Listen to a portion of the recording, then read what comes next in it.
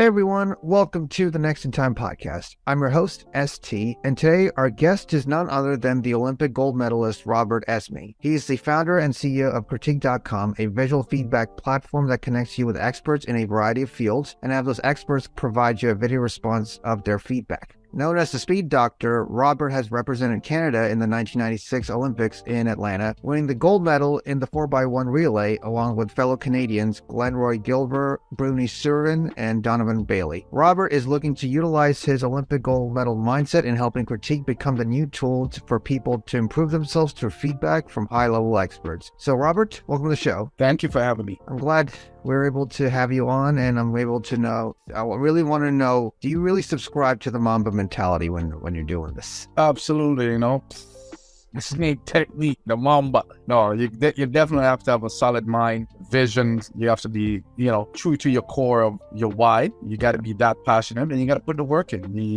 It doesn't happen overnight. You got to sweat. You got to bleed a little bit. You got to throw up a little bit. You got to have balance. Yeah, and so I'm just trying to figure out, so how do you normally have, when you develop these this mindset, and you try to apply this to critique, do you feel like there's a lot of similarities in what you're doing? Absolutely. The planning process, for me, I want to change things, and you want to be a leader. So those are all going to apply to critique. We want to be the number one platform over the next 3 years or less. When you think of feedback, the only place you want to go is critique, because you're going to find experts all over the globe that can help you get better at what you do. So I utilized all those principles into critique with the best team. We had the best team on the track. We have the best team over here, baby. And so what is the one highlight that you've managed to accomplish this week in terms of, in terms of critique, let's say? Oh, one highlight. Well, we're definitely in the investment side right now where we're raising. So to lock in some big names coming shortly from the NBA and different sports. Once we have a deal in place, so we start advertising them. But, we've got Trey Young's shooting coach, Tim Martin, Sam Cassell, Van Axel, all these guys on the platform. So it's exciting every day, waking up and reaching someone across the world that are experts in the area. So basically, because I usually now see that more and more athletes are getting into more like the investment side of things, which is is there a reason particularly why? Is it more like because people always believe that athletes get paid a lot of money, and then when they realize they're not making money, so that's why they started to put their money in something more valuable, right? Well, a lot of them going, the big names, they're wasting the money. But the fact that in the tech space, a lot of people usually don't hear about tech or get into tech till it's too late, when Apple's blown up, right? So it gives them an opportunity to get on the ground floor, especially the athletic side. It gives them a little bit of opportunity to get into that world and learn some stuff, including the females. I want to see a lot of more females in tech. So it gives them an opportunity to get in on the ground level and then start building the portfolio, because it's important to have a diverse portfolio, and athletes with their mindset, they can have an audience where we can reach as well. And they got something to continue to prove, right? And develop. And then later on, become a mobile outside of the sports. We want to look at what's life like outside of sports, and that's what we want to add to the portfolio. And in a way, because I can tell that even, let's say, back in the 1990s when you were at your peak as a an athlete. Yeah. Do you feel like even back then there was a huge emphasis on investments but let's say basically what are you trying to say, building companies after you retire? Yeah, there was nothing like that from my generation, in a sense, to be knowledgeable about transitioning from athletic into the business world. There was no education and things out there where you can tap into. With this younger generation, it's awesome that they can learn a little bit about money management, the business side, and expand on their knowledge and expertise outside of that athletic world. So now there's more tools for them to be able to get help. A financial manager, there's more of that now. You didn't hear about those back in the day. And back in the days, a lot of them didn't make enough money to understand. And the little that they made, if they had the guidance, they'd be more successful on this side when they transition. So I'm happy to see that the tide is turned, and that they can get more help in that area to develop life after sports. All right, cool. So, let's get to know more about, Robert Esmie himself, as they say, he's dubbed as the speed doctor. Yeah, I just want to get to know more, like, where did you come from? What made you develop yourself into the speed doctor and the Olympic gold medalist in 1996? Well, as a child growing up, I wanted to do three things. I wanted to become an Olympic gold medalist. I wanted to become a businessman, and I wanted to become a father year after year. I feel like there's nobody out there who's going to be the better father than me.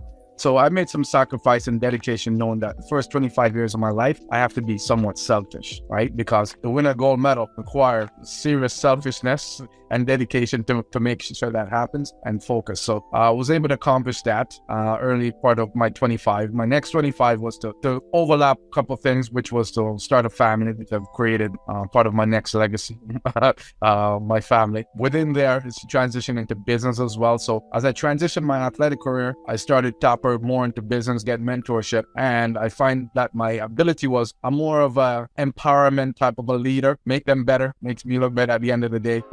Right? And I wanted to lead by example as well. So I've learned over the years, these are the things, and I wanted to leave a legacy behind, which was educate people and change up the education space. So now that I'm in my 50s, just not my 50, I can intertwine parent as well as business. But absolutely, those were some of the big visions I had, and to see them coming true, it's phenomenal. What was that journey like for you to become the gold medalist? It wasn't easy. I'm not gonna lie to you, right? A lot of hours, a lot of throwing up, especially when we start back up in the year for training. It's not pretty. Like, my body's aching. I'm wondering, why am I doing this? But the crazy thing is I'm very bold. So I have posters of myself that I bring to the track, right? And I put it there, and then I'm like, I sold a lot of these posters to people. I can't back out now. I made a commitment. It's on black, it's in color, right? So those days when I'm having those challenges days, I look at it and I'm like, nope, got to stick to the course. Injuries, the frustration pieces of the injuries, accidents and different things. It pulls away from your ability to want to continue to go on. But you have to realize there's a bigger dream, there's a bigger vision that you're inspiring people that you may not know behind the scenes to attain their dream. So I can't give up. So going through all of that, loss of my father, friends and family, giving up parties as a child, birthdays, traveling by myself, staying in hotels by myself on my birthday for like 9 years straight. Nobody calls me. My family don't even call me and wish me happy birthday because I forget.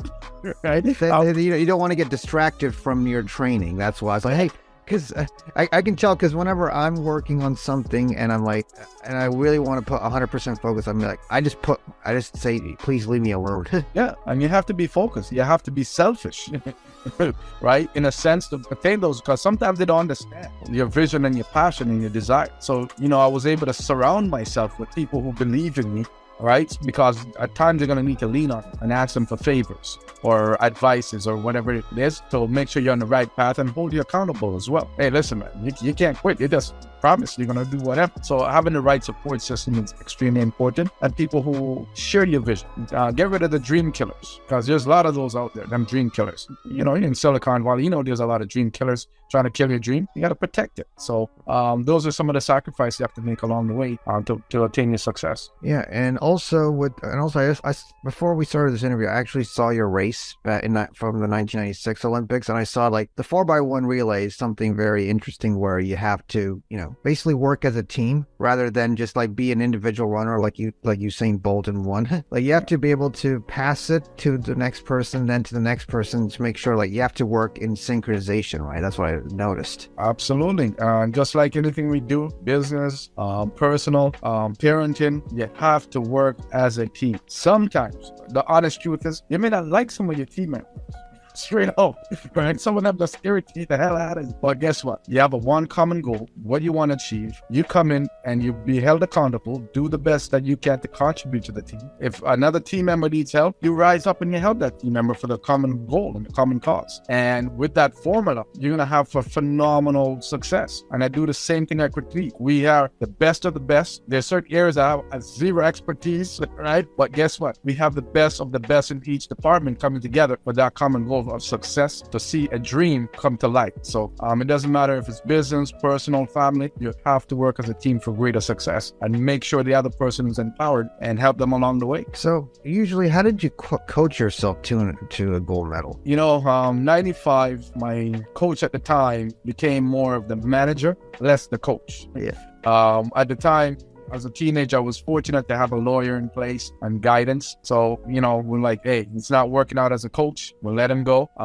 But the great news, what happened is I had a blueprint from the first day of practice. I kept a diary all the way through. I know when I get injured, what worked, what didn't work. So I went in and cleaned up the blueprint and decided, you know what? I don't have enough knowledgeable coach close to me. I'm going to coach myself because I have a blueprint and I know what worked well and what didn't work well. So with that, I moved into 96 and start preparing myself. I did spend a couple other, drop-in coaches where I fly to Amsterdam. I spent a little 2 weeks with Bernie Aho's coach over there because I also use Europe as my base when I'm in Amsterdam to travel to Europe because it's a lot cheaper for sponsors and meat promoters to bring me to their meet instead of flying me every minute from Ontario, right? So I started thinking the business side. So I became my own business manager, agent, booking agent, coach, all that up in 96. And luckily, I'm a very spiritual person. I had God on my side. Who God bless, no man curse. And I went on that task and made the team and went in to go get my gold medal. Nice. So now let's pivot into now, years later, now you started this company, Critique.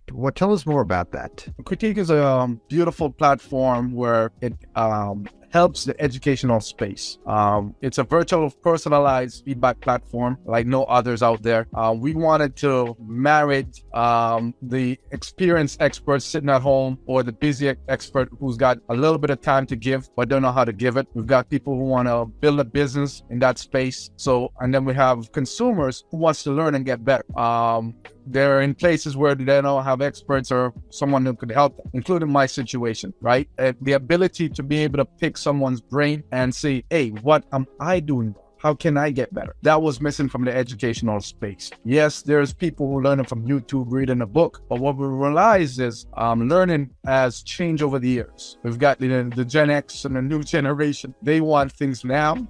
They want it quick and they want it fast. Right? They want it from a reputable person who's been there, made those mistakes, and learn from them very quickly, right? So we wanted the marriage sort of masterclass, meet Cameo in a TikTok world. So everything's got to be short, in and out. And for the expert, they're reacting to something, right? So just wondering, usually what was the catalyst was there a particular incident in your life that just made you realize you need to start Critique?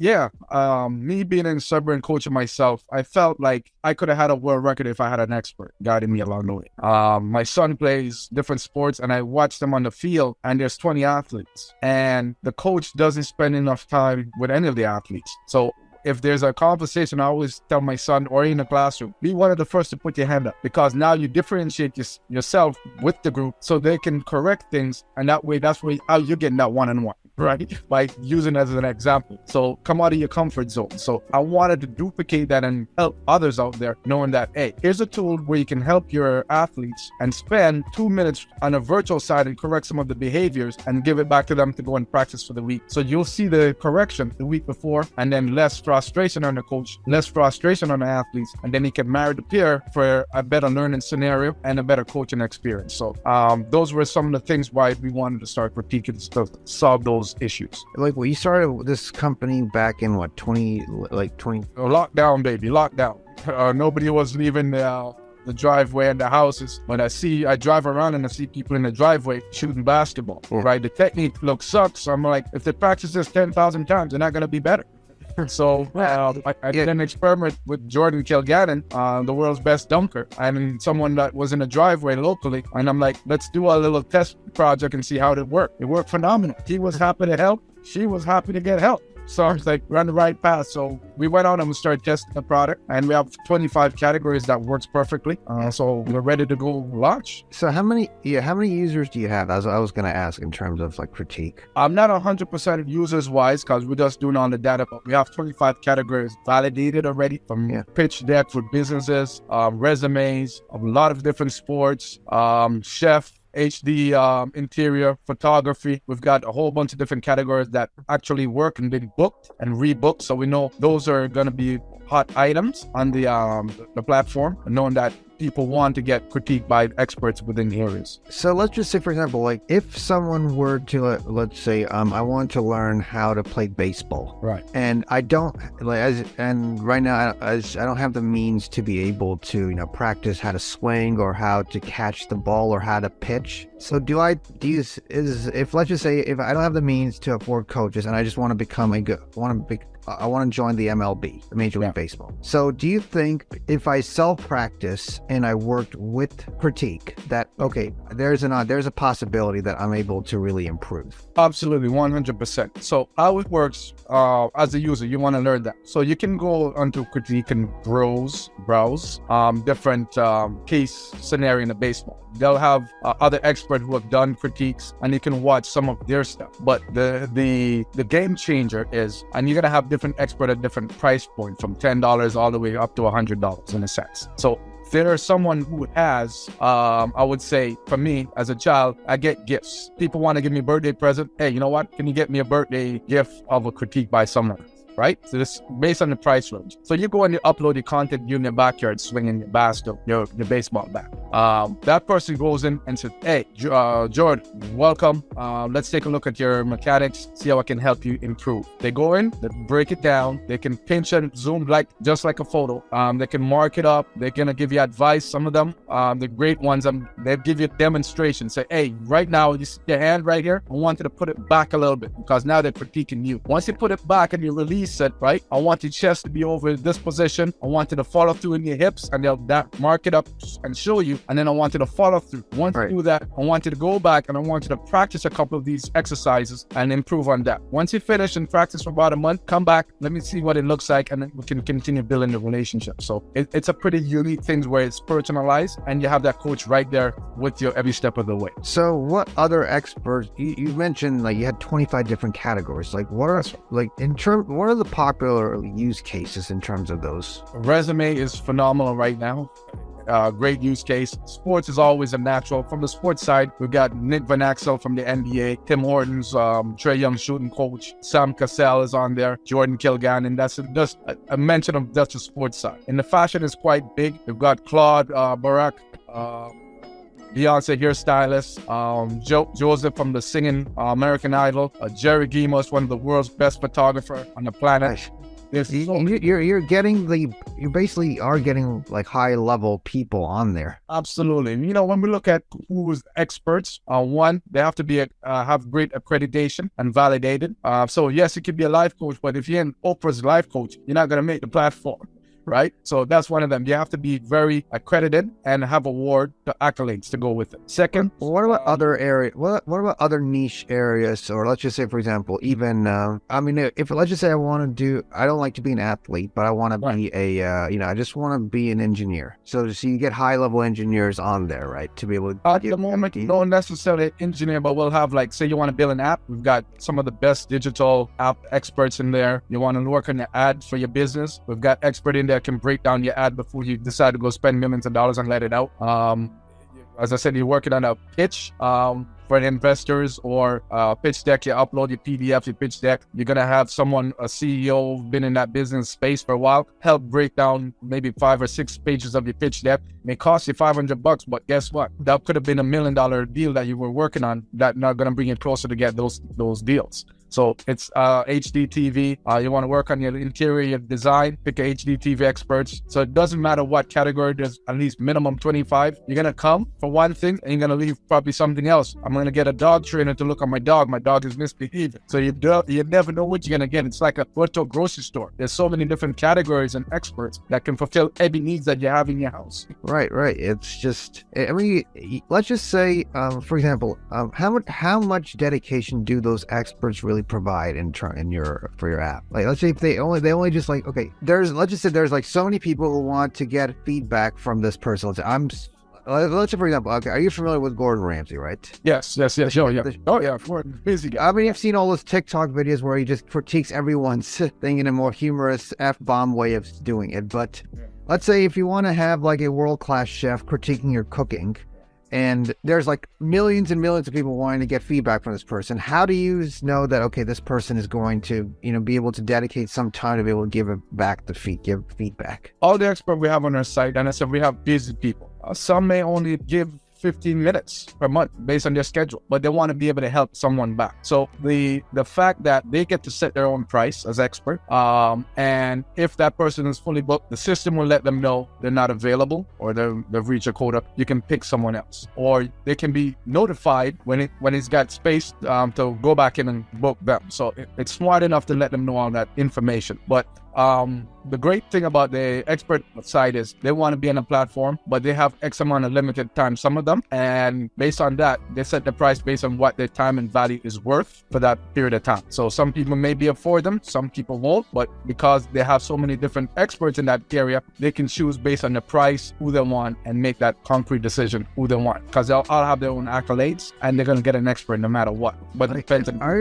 So in terms of experts, are you only looking to add the best, or are you looking to add like maybe tier level, like, okay, maybe tier 5, like tier 1? There's tier, absolutely, there's tier, especially in the sports area. We've got some D1 athletes, right, who's got a value to the platform, who's, someone is high school, say, hey, how did this person make it to D1? How can I get into D1? Can I get someone critique me from a D1? And the price range would probably be perfect for them. So we want to have expert at different levels that can contribute to the marketplace, because everyone will have their own budget, and we want to make sure that's balanced, but they have their own accolade as well. It's important to have an accolade. It doesn't matter if it's D1, they could be D1 champion, expert in their area, and still developing and want to get more into the coaching aspect of it. Now we're able to develop that coach to be able to give proper feedback and develop the coaching side while making money. Yeah, in a way, because I see that, for example, if I'm some expert, I'm at the top of my profession, but I can't really, because usually a lot of people, when they try to become coaches or someone who wants to work with other people to become,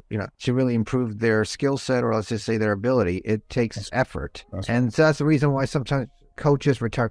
Because a funny story is that I used to play ping pong back when I was young. I played at the collegiate level, actually. Yeah. I played we had our own separate division of how collegiate ping pong went. The funny thing I've noticed is that, not a lot of ping pong players here don't get paid well. So they have to start coaching other people to be able to, make up for lost income. That's right. So in a way do you feel, because you have to give up something, just to give up your athletic career to be able to make some money and be able to focus on coaching? Do you think because of the fact that you have to be able, you could be an athlete, but still be able to get paid to coach in a more what I call widespread manner? Yeah, absolutely. It gives you the passion. Most important, do you want to help? That's what we look at. And can you help?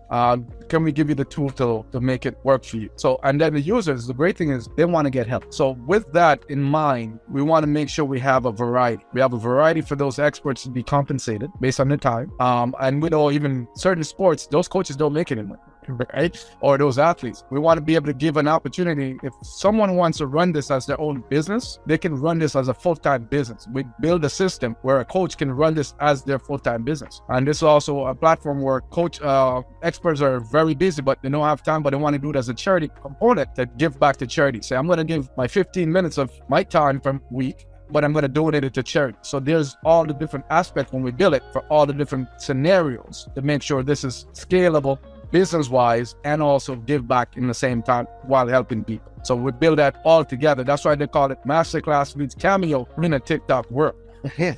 Yeah, I think that's where I feel like it's coming together in a way, because right now you're looking for an expert. You want to give like the feedback, like how Cameo works. Yeah, and then at the same time, we just want the instant feedback, right? Yeah, and that's the thing about the instant. We call it. You can pay now and get it back within 3-4 days, like Cameo, right? So it allows the expert to get that 15 minutes of time, right? And when we're thinking of the experts, busy people, experts are doing critique back in Uber cabs, airports, hotel rooms, just put the kids to bed. I got 15 minutes. That's a space that we're taking up for the very busy experts who don't have a lot of time. Now, when we're thinking about it, because I was traveling a lot as an athlete, there's dead times. And those are the dead times. They can use that time wisely to help and give back. In a way, it's, so how does let's just say, for example, how does the like what I call that use it, let's just say the trainee, or what, I'm trying to think of a better word, but how does that person really really benefit from 15-minute feedback? The